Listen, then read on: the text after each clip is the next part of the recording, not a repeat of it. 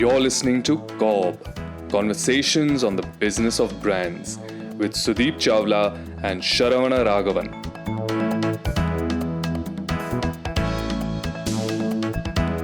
Measure What You Treasure was one of our early episodes, and that had a lot of listeners writing in and asking questions. And in that, you would ask marketers to measure the key parameters cost effectively if they wanted to see those parameters improve. Now, there have been a lot of requests coming in asking for greater clarity, seeking to know how you go in depth into it and how these emerging businesses themselves can do their own market research.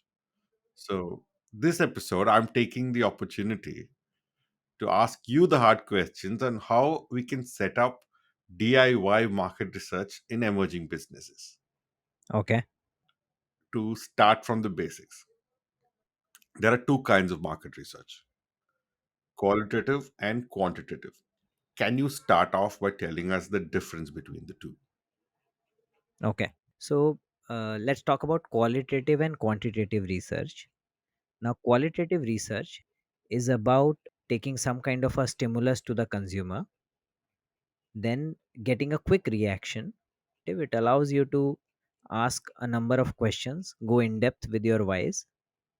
What it also allows you to do is to create some kind of iterations. So, suppose you have taken some kind of a concept to the consumers. Now you realize that the consumers are giving some kind of a feedback. You can ask the consumers to hypothesize that suppose I change my concept and I say this, what would be your reaction? So therefore a possible iteration on the spot is possible. You can have a lot of open ended discussions which could or might not be related to the stimulus, and all of this when done in a fairly open informal setting consumes what is called as qualitative measurement. I have seen that most of the small setups, yeah, like startups, etc., they find this one very very useful because it allows them to do alpha beta gamma testing, and it does not put them into the trope of find trying to find 30 consumers in each bucket, etc., etc. And most importantly, in startups it is the senior leaders, the founders and the business owners, etc., who are wanting to meet the consumer and build their convictions. So I think qual research or qual method is ideal for senior leaders to build their own convictions. Now let's go to quant. Now quant, as the name indicates, it's all about capturing quantitative scores. Now if you want to capture quantitative scores at a uniform level across every consumer that you have chosen to meet, you will need to decide certain parameters, yeah, on which you ask the consumer to score you. So therefore there has to be a pre-decided questionnaire. You will have parameter wise scores, and via those parameters, via those questions, you can only ask the predefined what's and hows. You can't do too much why. Then in qual we spoke about doing some kind of iterations, right, basis consumers reaction. You don't have that space here. Here you have a pre-decided stimulus, and you can have multiple stimulus, but all of those have to be pre-decided. You can't innovate on the go. We spoke about open ended discussions in qual. In quant, the discussions are surely close ended, yeah, aimed at getting the consumer to respond quantitatively to a certain set of questions that you ask. Now, similar to what I said earlier, quant, more often than not, is ideal for large setups, and I've seen a lot of marketing teams using quant to build conviction of their management into something that they are saying. Hmm, that's an interesting perspective. Quant tells you the what and the how, and qual tells you the why. Now, is there a specific order in which they should be used? Does quant precede qual or the other way around? Or is that very fluid depending on the objective in mind? So, Sharon, this is how I see it. If you don't use the formal definition of research per se, even a quant starts after somebody has made some kind of conviction and stimulus in their head. and that conviction and stimulus must have come from some kind of qual interaction. Yeah, a brand manager, a category head, a marketing head, or a senior leader, or a startup owner, or a business owner. Something must have triggered in their head after they would have seen some kind of consumer interaction, or they would have had a consumer interaction themselves, that would lead them to create some kind of stimulus and then take them towards, should I do a slightly wider call to strengthen my conviction, or should I do some kind of a quant to see how true this is. So therefore it has to start with some kind of call and then can branch out into quant. In fact, in the later years of my marketing stint in Cadbury, we used to do quant plus qual. So you would commission a quant agency to do quantitative measurements with the consumers. Now, amongst the consumers who where we wanted to know a little bit more, the quant agency, after they have taken the feedback, would send them to a separate room where a qual team would be sitting. So therefore, you would combine them. So qual actually can precede as well as succeed quant, and hence I think that the deepest convictions in your hearts get created by qual research. Quant only helps you add weight to your arguments. Right. Now, while qual and quant are important, for a non engineer like me, a, the quant sounds a lot more intimidating and complex. So let's get a little deeper on the quant side of things. No, actually, conducting the research is fairly easy. If you have your thought process clearly made up in your head, then you should be able to frame a question fairly logically. Yeah. And quant is significantly about pre-deciding information areas and the consequent branchings wherever they are needed. For example, let's say you're trying to meet consumers to determine whether a particular app, suppose a fantasy gaming app like Dream 11, works for them or not. Yeah. So therefore, you are a new player, new fantasy gaming app player. You've just launched. Now you want to compare your app to Dream 11. Suppose that's your objective. Yeah. One way is to do qual. Go sit with a teenager, show them your apps and ask them to experience and tell it to you. The other is that you go to specific set of teenagers. Now when you go there, because you're wanting to do quant, you would pre-decide information areas. Yeah. Now in your information areas, obviously you would possibly hypothesize what are the key one or two things where which really matter to the consumer, and therefore those are the ones that I definitely want to compare myself against Dream 11. But there are some more things that I might as well ask. Yeah. So possibly, I'm just hypothesizing on the basis, whatever little I know of this industry. You might say that UX, user experience, of how easily one can go in, what is the load time, how easy are you able to find your groups that you want to enter, the teams that you want to make, etc., etc. That's one point. Number two possibly is prize winnings. Yeah. So therefore these are the two critical ones. But since I'm forming a pre-decided questionnaire, I'll possibly say the first question possibly will be about, do you like the logo? What does the logo signify to you? I will Mhm. have one, two, three, four things.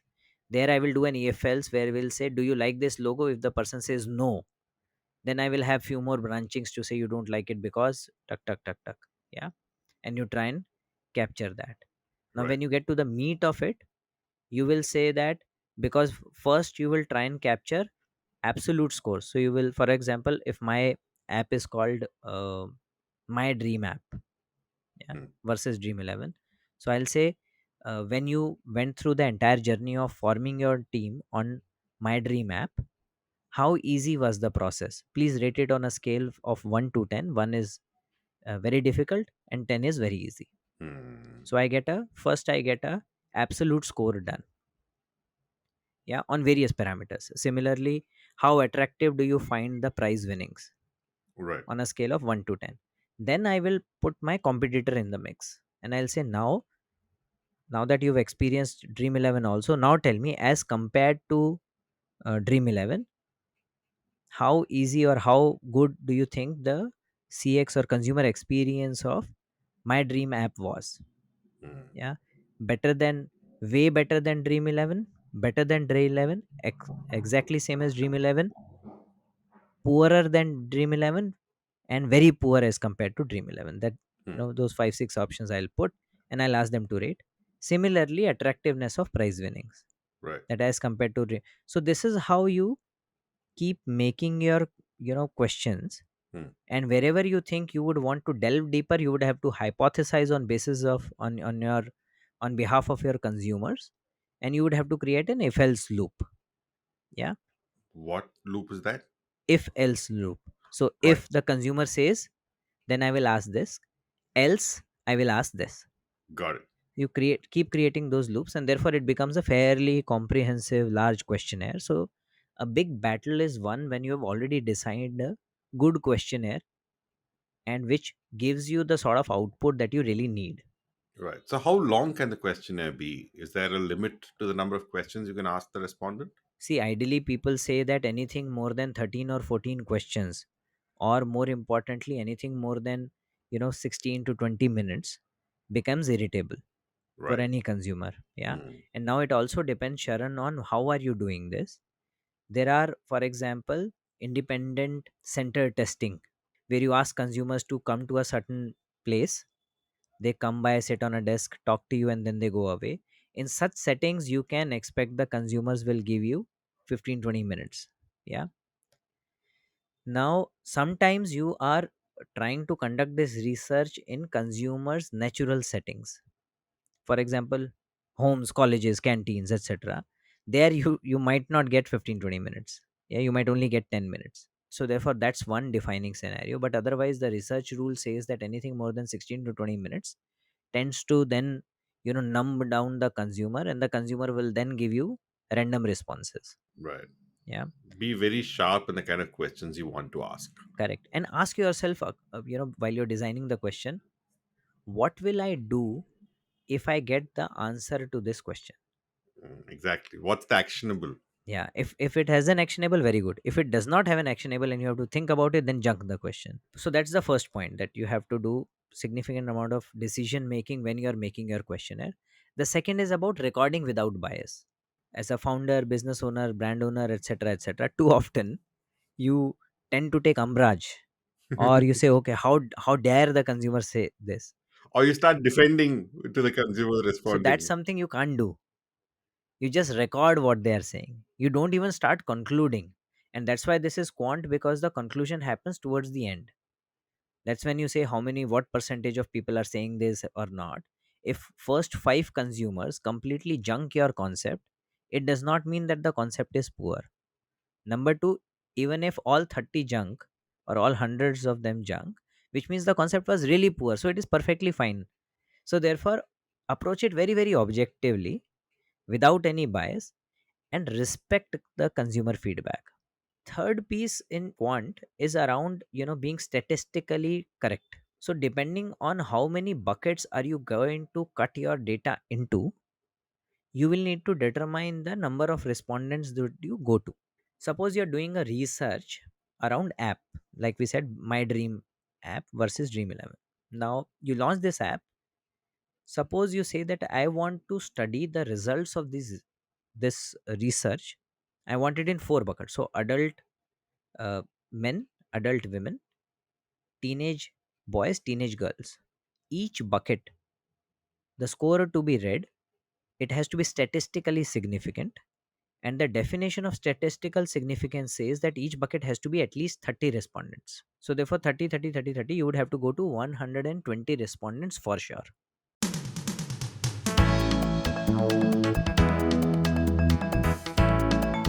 You're listening to CoBB, Conversations on the Business of Brands. Your hosts are Sudeep Chawla, marketing practitioner, business leader, and educator to advertising and marketing professionals, and Sharavana Raghavan of Vitral Brand Expertise, growth consultants to consumer facing brands and businesses. For more information, go to cobcast.net. If you find this podcast helpful, please help us by telling your friends and rating us. But Sharon, what starts happening is that as brands start becoming bigger and they start expanding, then they start realizing that India is not one India. Exactly. That is actually going to be my next question. Where should I ask these questions? Is it in my city of operation? Should I go into a specific market and do this? So that's the $1 million question. Now, if you're a pan India brand, you would realize that every state is different, every town class is different. So, therefore, you would have to hypothesize for yourself what is going to be a representative set that you're okay with. Now, there are various ways to cut it, and I've seen a number of those ways. So, for example, one of their first ways possibly will be look at your core markets and growth markets, yeah, or core markets and competition markets, for example, and look at them very differently. Yeah, because there is a reason why you have core markets where you have a higher market share, and there is a reason why you have competition markets where you have a low. It's not just presence of competition, it is acceptance of competition, and hence that it has got to do something with what the consumer believes. Similarly, people cut the market by high penetration and low penetration. Even if you don't have competition, there are various ways of going about it. And if you notice, Sharon, I have not used demographic classification in cutting them. These are all attitudinal segmentations, how they are behaving vis-a-vis my brand. So those are two, three principles that I will say are fairly critical for anybody to get into quant. Yeah, which is one is about framing your questions very carefully and doing the consequent branchings. Number two, recording and listening to consumers without any bias, without any prejudice. And number three, deciding who and where to ask. And for every bucket that you want to cut your data into, you need to have a minimum of 30 respondents per bucket. Right. Perfect. I think that kind of simplifies quant even for a person like me. Let's move into the qual section. Let's go deeper into saying what we should keep in mind when doing a qual research. Qual is an interesting one. I expect a lot of our startup business owners and brand owners, etc., to take it to qual for sure, because it helps them achieve their objectives in a much more comprehensive manner. When you're doing a qual, you need to first think about who are you going to go to, who are you going to speak to, because you are going to have a conversation with somebody. Sometimes you tend to choose people whom you are comfortable with. So first consideration, Sharon, in this is choosing the right representative TG. Second is choosing the right stimulus. Stimulus is that you are finally going to take some kind of a reaction from the consumer to a certain proposition or a proposal.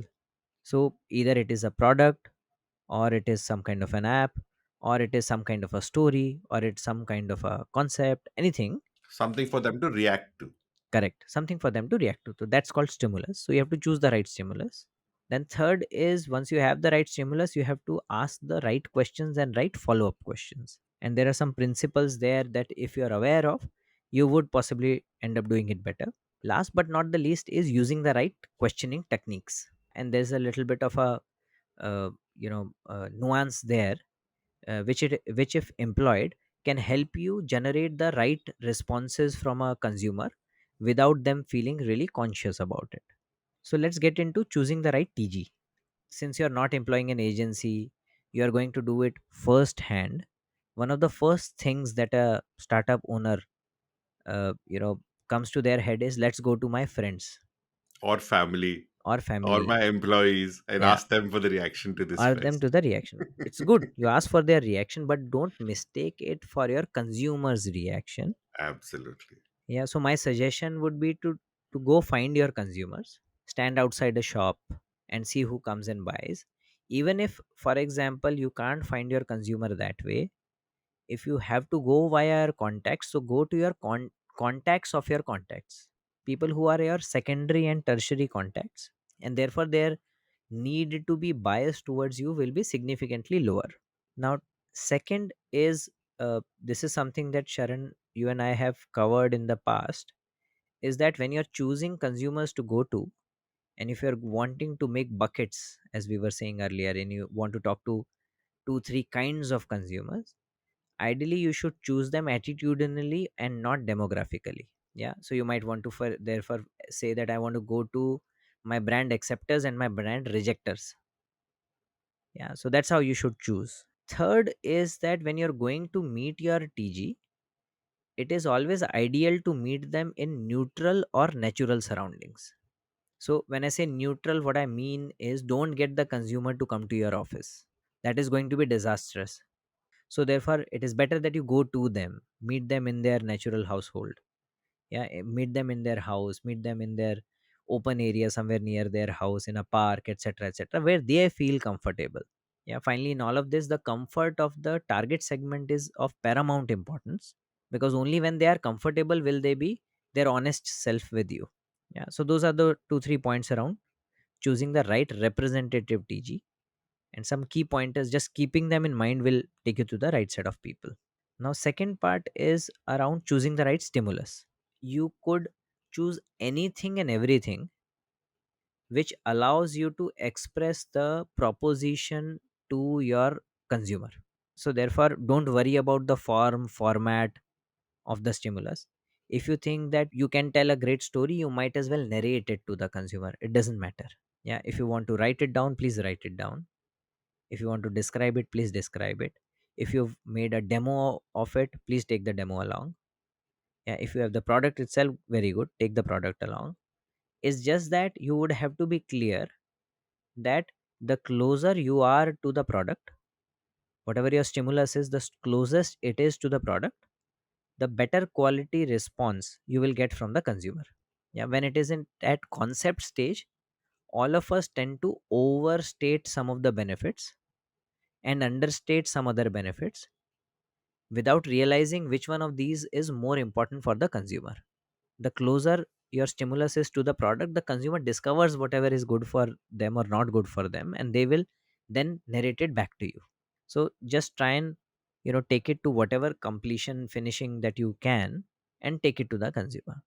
And this can be used for product, it can be used for advertising, anything, any digital creative also, all of that works. And most important, in anything that you take to the consumer, just make sure that you are stating whatever is going to be true to your product. Whatever you will be able to deliver on, make only that promise. And once you do that, accept the consumer's reaction. So let's move to the next one, which is about asking right questions and right follow up questions. So for example, one of the very simple but very powerful concept that somebody told me, and I would like to share it with everybody, is the power of 5 whys. The concept says that if you ask why 5 times, it will more often than not lead you to an insight. Yeah, just keep asking why. So for example, you're a real estate developer, you're researching amongst high net worth individual, and you want to show them a particular project, real estate project, and you want to research what is the kind of likability that they're showing. So at your first instance, when you ask them that, okay, this is the project, this is how it is, what do you think, would you buy it? The person would possibly say, for example, no. Yes, and you have to ask this politely, you can't interrogate them. Yeah, as to why do you think, why would you not buy it? They would state something up front. Then you would have to peel the onion, ask the second why, third why, fourth why, fifth why. And by the fifth why, you land up on something which can be called an insight. And usually my experience has been that it uncovers an emotion or a belief which is leading to a certain attitude or a behavior. So it could be things like, for example, buying this house wouldn't make me look good in front of my friends or my peers. Now that's a belief. Something in your property or its location is making him or her believe that. And that is something that you have to discover and try and correct. Now, how do you ask that questions is what my next point is about, using the right technique. we said that we want to make the consumer feel very comfortable, right? So therefore, uh, let's get a couple of things out of our way. One is that your the place that you choose, your mannerisms, how you dress up, how you address them, etc., have to be aimed at making them comfortable. So be aware of where you are going, who you are going to meet, and therefore choose the place, your own mannerisms, your way of talking, your dressing, etc., accordingly. Second is that uh, don't immediately start with your product or your category. Yeah, the interaction is significantly about them, their emotions, their belief, and they would bear their emotion and their belief with you, not because you are asking them to, but because they will start feeling comfortable with you. And therefore the formula is that if you've got half an hour with them, out of that half an hour, ideally 25 minutes should be about them only, and it should not therefore involve any talk about your category, brand, product, etc., etc. It is the last 5 minutes which are reserved for it. Yeah, because finally what you're going to uncover is their deepest emotions, beliefs, etc., and for that all of this is needed. Now one more technique that I learned from some of the research partners that I worked with, and I really saw the power of it during various research sessions that we had, is what I call as projective technique. Yeah. Now in India especially, but world over also, when you talk to a consumer and ask them to react to something, all of them have this innate fear that their reaction would reflect on them, in spite of the fact that they might or might not know you. Now, that could lead to people not giving you the right sort of reactions or their truest feelings.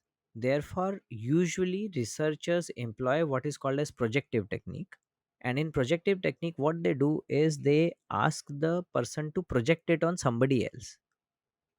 Yeah, for example, you are a real estate guy talking to an HNI. Now, an HNI would possibly never tell you that this your property is situated in an area, you have an excellent property, but it is situated in an area which is considered low society by my peer group. They might not want to say it on your face. So therefore the technique that you employ is that you say ki, uh, you have a friend who stays in US. he doesn't he or she doesn't know anything about India, and they've just come here, and the first thing that they want to do is invest into property.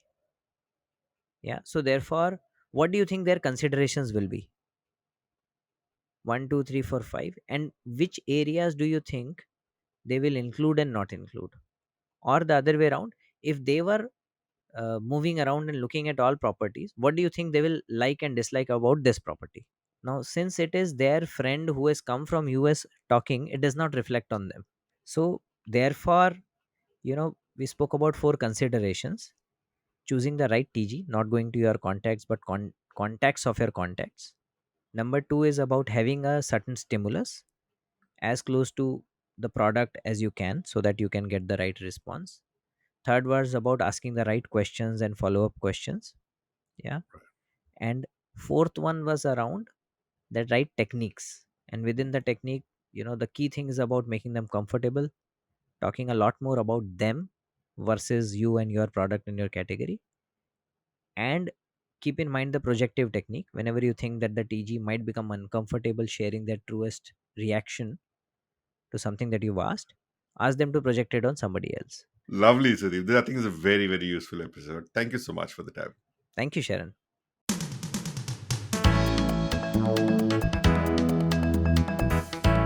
Thank you for listening to CoBB, Conversations on the Business of Brands with Sudeep Chawla and Sharavana Raghavan. Subscribe and learn more at cobcast.net. That's CoBBCAST.net.